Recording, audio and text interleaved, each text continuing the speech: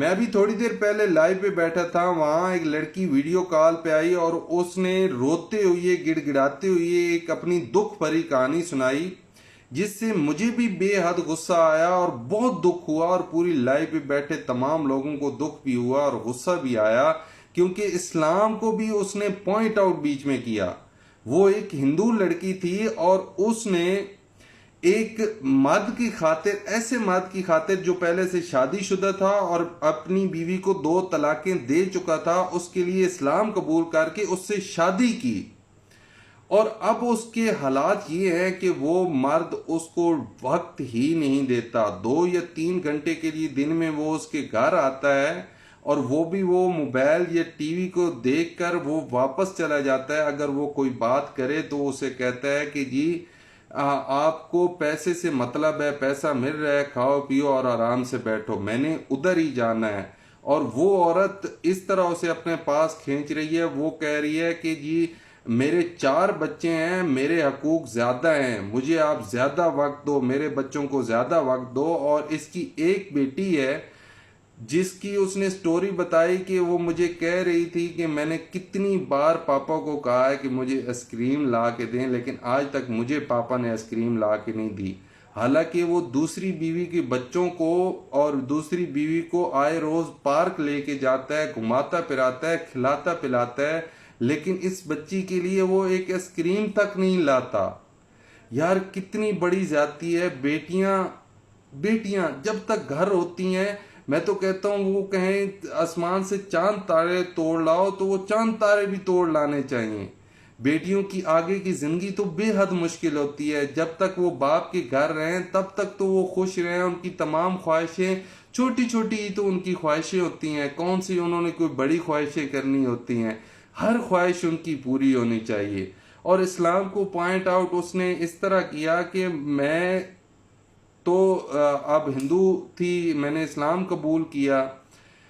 تو میں تو اب اس پہ افسردہ ہوں، کیونکہ میرا تو پورا خاندان بھی چلا گیا، بہن بھائی، وہ تو مجھے اب قبول نہیں کریں گے، اور جس کے لیے میں نے اسلام قبول کیا وہ بھی مجھے نہیں قبول کر رہا، اور اتنا میرے ساتھ ظلم ہو رہا ہے۔ حالانکہ اسلام اس چیز کی اجازت نہیں دیتا۔ اسلام بہت اچھا دین ہے، اسلام میں بیوی کے حقوق پڑھے آپ حیران رہ جائیں کہ اسلام میں بیوی کی کتنے حقوق ہیں، اور چھوٹی چھوٹی آپ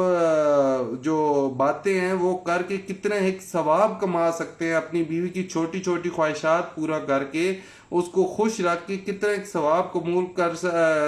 کما سکتے ہیں۔ آپ حیران ہو جائیں، آپ اسلام کو پڑھیں تو صحیح۔ لیکن میرے خیال میں اس کے ہسبینڈ نے اسلام کو پڑھا بھی نہیں ہے، دور دور تک اس کا کوئی واسطہ بھی نہیں ہے، اور اس کی پہلی بیوی نے بھی اسلام کو نہیں پڑھا، کیونکہ اسلام میں دونوں یا 4 یا 3 جتنی بھی بیویاں سب کے برابر کے حقوق ہیں۔ اگر کسی کے بچے زیادہ ہیں تو بچوں کے پیسے زیادہ ہو جا سکتے ہیں، اس کے اخراجات کے لیے خرچہ زیادہ دیا جا سکتا ہے، حقوق دونوں کے برابر ہی ہو سکتے ہیں۔ اللہ کرے یہ میری ویڈیو اس شخص تک، اس بغیرت شخص تک پہنچ جائے جس کی وجہ سے اسلام کو بھی پوائنٹ آؤٹ کیا جا رہا ہے، اور ایک مسلمان اگر کسی کافر کو کلمہ پڑھا دے تو اس پہ جنت واجب ہو جاتی ہے، کتنا خوش نصیب شخص ہے وہ۔ لیکن اگر وہ اس عورت کو خوش نہیں رکھ پائے گا تو جو لوگ اس کی آس پڑوس میں ہندو یا اس کو جاننے والے ہندو دیکھیں گے وہ تو اسلام کو وہ سب پوائنٹ آؤٹ کریں گے، اس نے مذہب ہمارا چھوڑ کے اس مذہب میں گئی ہے، دیکھو اس کے ساتھ اس مذہب میں رہنے والا شخص کتنا ظلم کر رہا ہے، کتنی زیادتی کر رہا ہے۔ یار میں بڑا افسوس اور بڑے دکھ کے ساتھ یہ کہہ رہا ہوں کہ یار ایسے بغیرت شخص کو تو یار مر جانا چاہیے، وہ زندہ کیوں ہے؟ جو اپنی بیوی کے حقوق پورے نہیں کر رہا، جو اپنی بیٹی کے حقوق پورے نہیں کر رہا، جو